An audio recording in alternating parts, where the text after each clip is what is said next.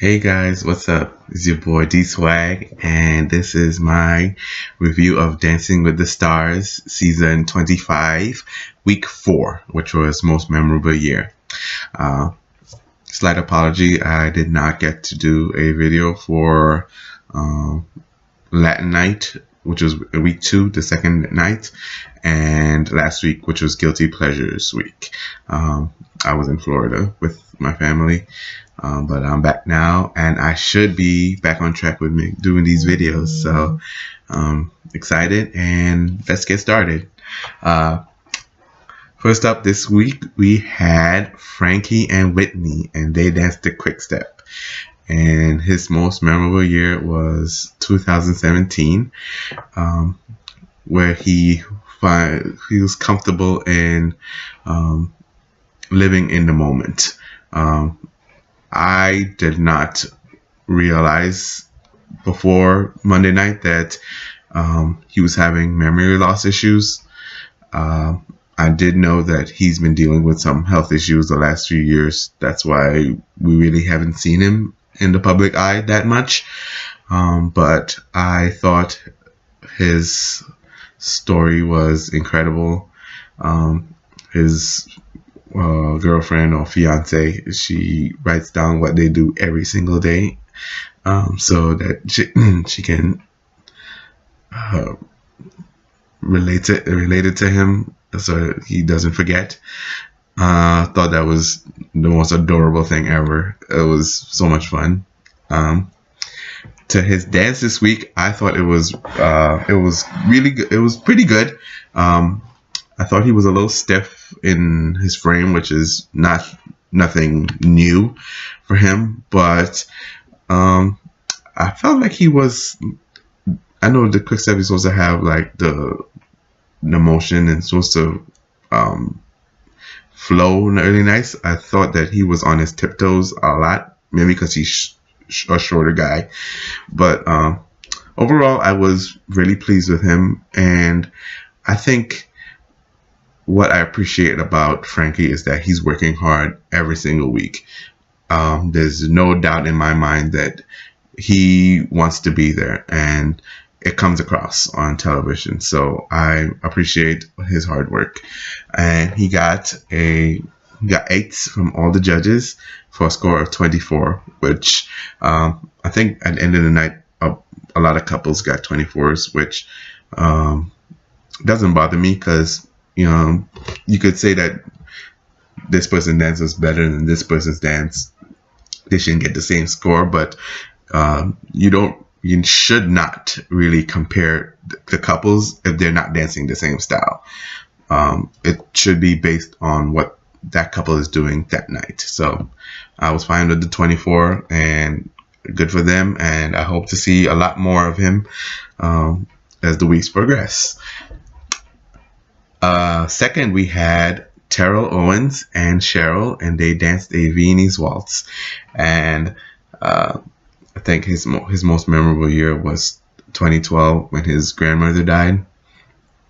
Now, most memorable year usually is perhaps the most emotional night of the whole season, and I was definitely feeling Tio this week. My grandmother is not dead. She lives back home in Trinidad and Tobago. And I have to tell, I relate to him in the fact that I love my grandmother with all my heart. She's one of the most important people in the world to me. She practically raised me, pretty much. I just can't stress how much I love her.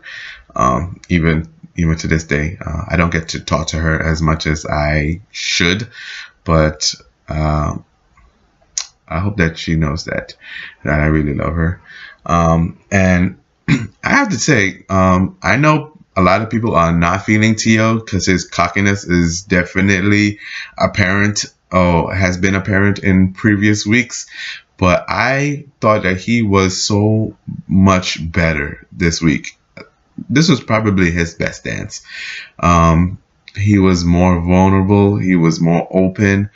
I thought his posture, comparative to previous weeks, it was way better. So much better. He was standing upright. He was not slouching. He was doing what he's supposed to do. Was it like the best Viennese waltz technique ever? No, but I appreciate what he's doing, and good job, Tio, and definitely great job, Cheryl, on the choreography. It totally worked for them. What I will say, side note, is that Ginger Z and Val did a quick Viennese waltz to this same song back in season 22, 23. I think it was 22.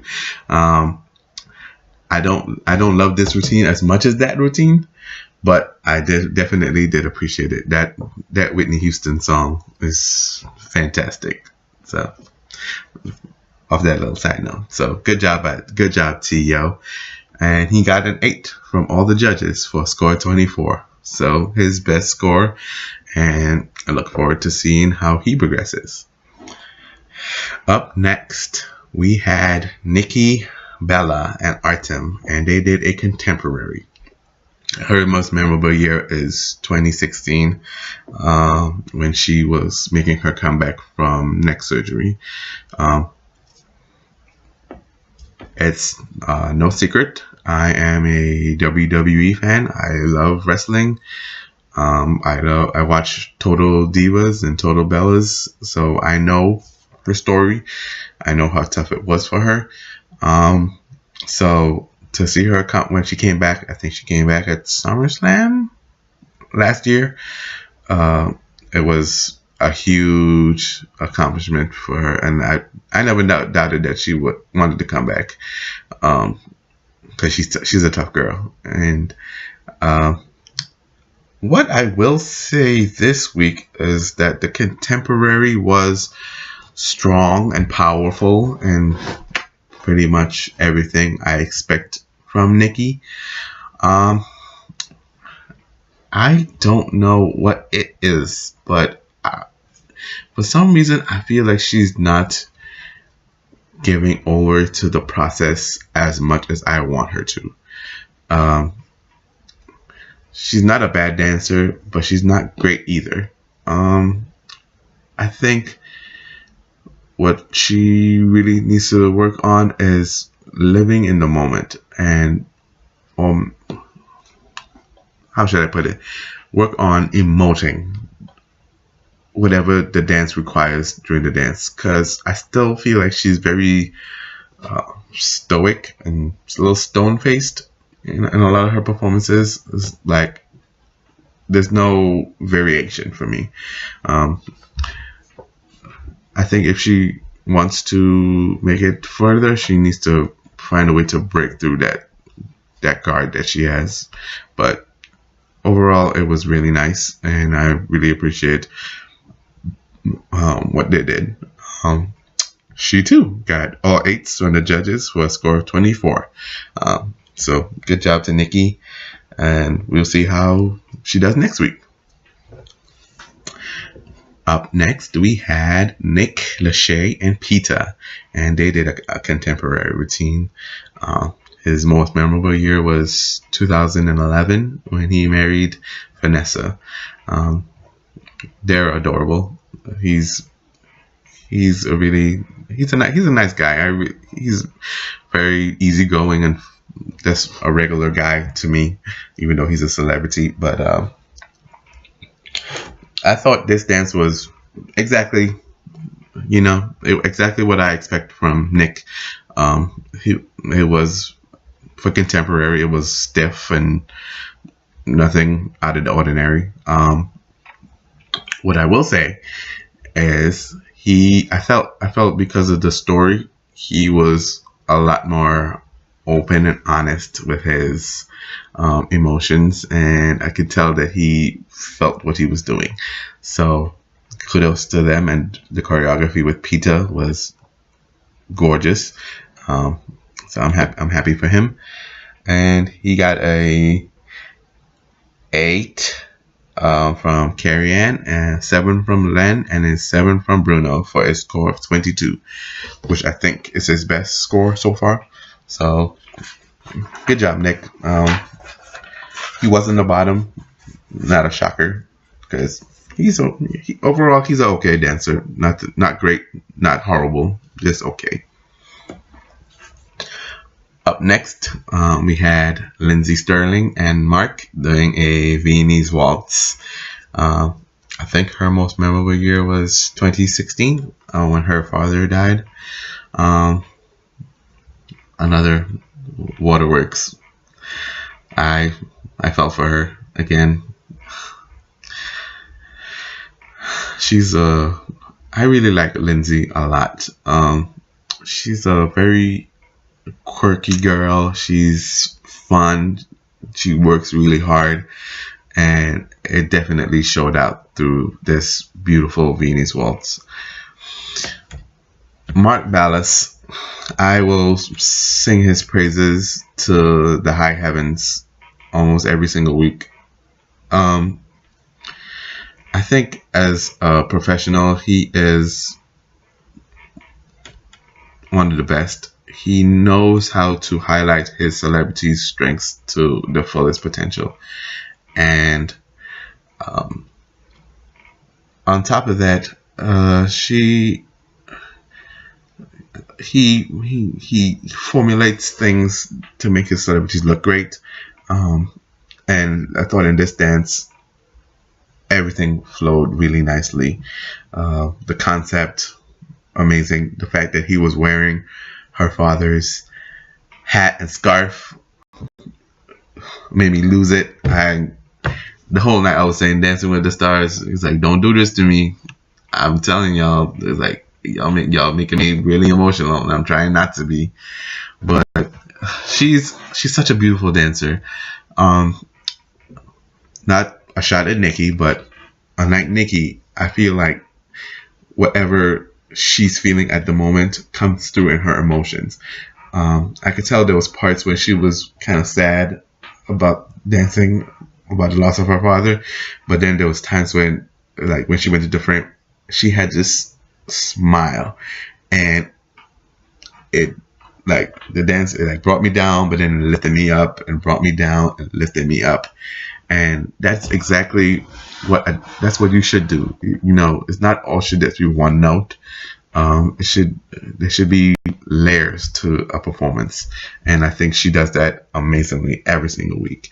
I just have to briefly touch on their jive from last week. Incredible. First of all, the concept of the sleeping on the bed, like, but they're doing everything standing up. Only Mark can come up with these amazing things, and it works so well, and the dance was incredible. So she's killing it every single week, and I'm really rooting for her to make it to the finals. Fingers crossed. I did know, I said immediately after that dance that Len was going to give them a 9, because there was a good amount of Viennese waltz, but not as much as I know Len would like. So I knew he was going to give that critique, which is completely fine. That's very in line with what Len says usually, so I was okay with that. So they got a 9 from Carrie Ann, and a 9 from Bruno, and an 8 from Len, because they didn't have enough Viennese waltz. That's fine, for a score of 26. Not worried about them. They're gonna keep killing it every single week. Up next, we had Derek Fisher and Shauna, and they did a jazz. His most memorable year was 2007, when he, his daughter had a rare form of eye cancer or something like that, and they had to decide if they were going to remove her eyes. And him and his wife did some research, and they found a procedure that could remove it without taking out her eyes.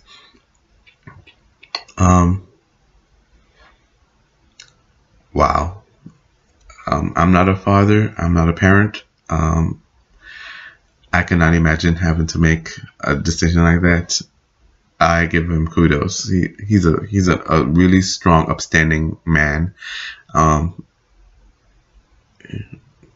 Really good, really nice for him. I thought the routine was okay for the most part. It was uplifting. He was out of sync sometimes, a lot of times, but it was okay. Honestly, I have a very kind of love-hate relationship with Jazz on Dancing with the Stars.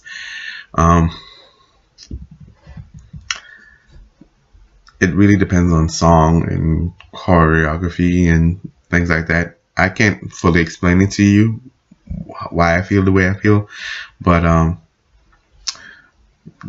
anytime a couple gets Jazz, it pretty much tells me they can do whatever they want. There's no particular rule or style that they have to do. They just kind of do a routine, and that's just how I feel about it.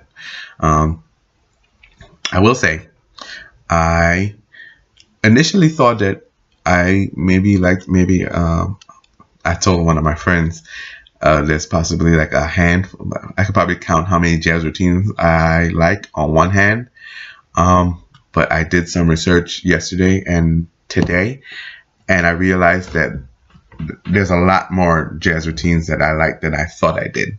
But what I did see is primarily the people who I enjoy choreographing jazz are the same people. It's Derek Huff, Mark Ballas, Lindsay, Whitney, the professionals that are cross-trained. The ones that are strictly ballroom trained, it doesn't work as well. I think it has a lot to do with the song, in my opinion, personally. But that's just how I feel about it. They got a 7 from Carrie Ann, an 8 from Len, and an 8 from Bruno for a score of 22. Unfortunately, Derek did go home this week. I was more disappointed than shocked. Just knowing Derek's fan base is not as strong as some of the other celebrities, but I really was hoping he would go a little further. But I think he did. You know, as I said in the first video, NBA players have a tendency not to do so well. But I thought he represented the NBA pretty well, making it all the way to week 4. So kudos to Derek, and thank you for what you did on the show. Up next, we had Jordan and Lindsay, and they did a contemporary. His most memorable year was 2005 when he was adopted. What can I say more than he's the best male celebrity dancer this season? And Lindsay Arnold is an amazing talent. I mean, her choreography totally fit him. There were things they were doing that I don't think any other celebrity can pull off. I mean, the lifts were incredible. The technique was incredible. It was, I mean, he's a great dancer, period. I mean, there's nothing more I can say about that. He's awesome. Probably the best dance in the night for me. They got a 10 from Carrie Ann, a 9 from Len, and a 10 from Bruno for a score of 29. I knew Len wasn't going to give them a 10. Let's be honest.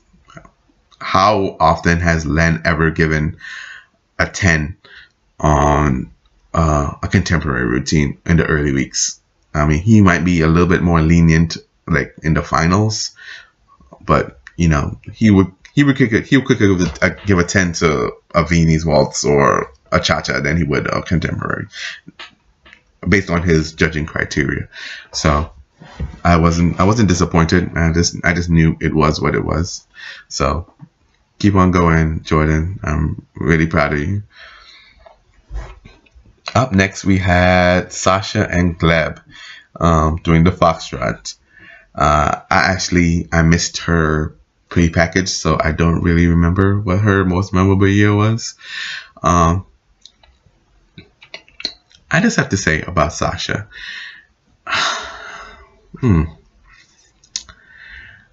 She's not a bad dancer, but she's not a great dancer. Every week I feel like she is just there. I don't notice her. I don't not notice her. It's like every time she dances, I'm like, okay, that was nice. It was okay. Nothing special. I don't know what it will take for her to move to the next level, honestly. And I honestly, I don't have any much more to say than that. Then it was okay. She's a beautiful girl, and I love her spirit. It's just from week to week, I'm not impressed with her. I'm not impressed with her. So I'm hoping to see a breakthrough from her eventually. Hopefully before she goes home. She's definitely on the bottom half of the pack for me, but I think her Pretty Little Liars fan base will keep her around a little while longer. Up next, we had Drew Scott, yeah, and Emma, and they did a jive. Fun. That's what I put in my notes. From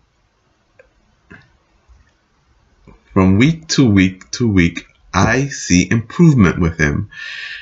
His energy has always been amazing, and he does what he's supposed to do in that regard. But I feel like I think he had rumba Latin night, and then last week he had Argentine tango, and with this jive, I feel like because he's such a tall, lanky guy, that I think slower is better for him. But even with this jive, I feel like he was more controlled in the technique, because it's easy for somebody like that to kind of throw things away. I just felt that he was more grounded, and Emma's really working with him to control his energy, but also control his movement. And I see the improvement every week. On top of that, when Jonathan came out and they started dancing all together, it was great. I think Jonathan's a little better dancer than he is, but that's just my opinion. But really, really good job, Drew. I see the improvement. Keep it up. That is very awesome to see. And he got an 8 from all 3 judges for a score of 24. Can't wait to see where he goes from here. Up next, we had Miss Vanessa Lachey and Max, and they danced a rumba. Her most memorable year was 2016 or 2017, the birth of her 3rd child. He was born 10 weeks early. There's another routine I felt emotional with. My only beautiful niece, Neve, she was born, I think, about 2 months premature. It was a struggle for my sister, but she's my niece is healthy now, and she's still very tiny. That's why we call her Piglet, because she's really short for her age. I mean, I have her little cousin Tyler is like 2 or 3 years younger than her and like way taller than her. But she'll probably be a little bit her whole life. But she's a sweet girl. Um, I thought this dance was beautiful. Max knows how to choreograph a rumba. Um, I thought that her hip action in the cucarachas could be better, but I think her leg action was great. I really like Vanessa. She's a really good dancer. She's definitely in my top 3 girls this season. I knew automatically because there was no fluff, there was no messing about, that Len was going to be highly impressed with it and going to give Max a compliment. I will mention this. Obviously, there were rumors over the last few weeks that Vanessa and Max are not getting along. It's come out, which I think is very unfair, and I'm very disturbed by the reports. I just think, honestly, I did not see much of a disconnect through the dance, but I wasn't really paying attention to that. Nor do I want to focus on that. As long as they get to dance every week, that's all I care about. Will that hurt them later on down the line? Maybe, but I'm going to take it week to week and see how things go. That's just how I feel about it. And to close the night, we had Victoria, Arlen, and Val doing a foxtrot.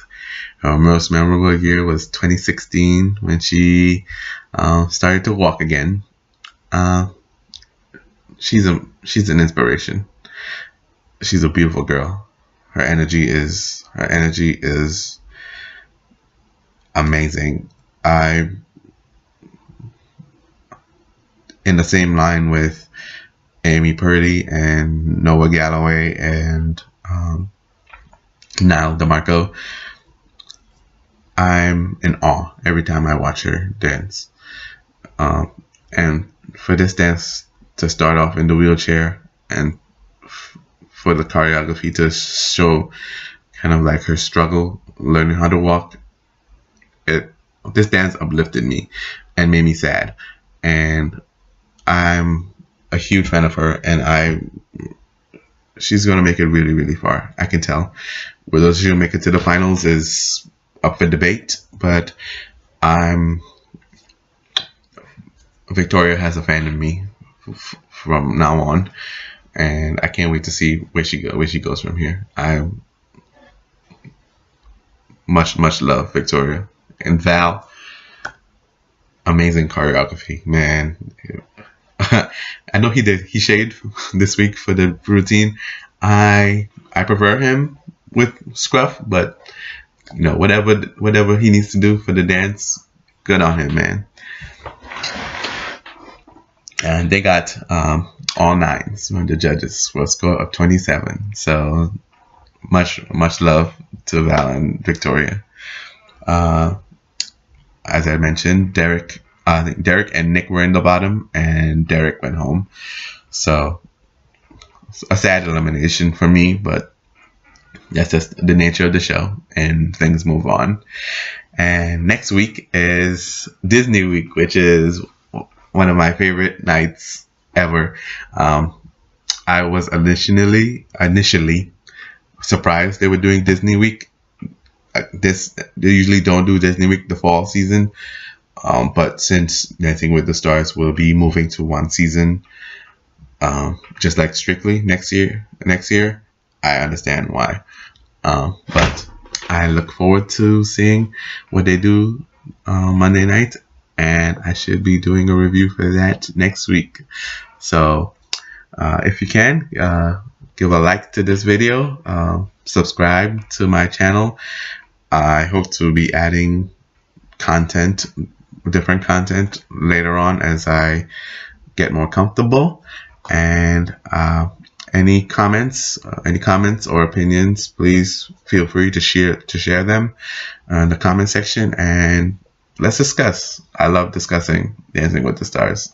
Obviously, I wouldn't be doing a video if I wasn't a huge fan of it. So I appreciate everybody, and I will talk to you all next week.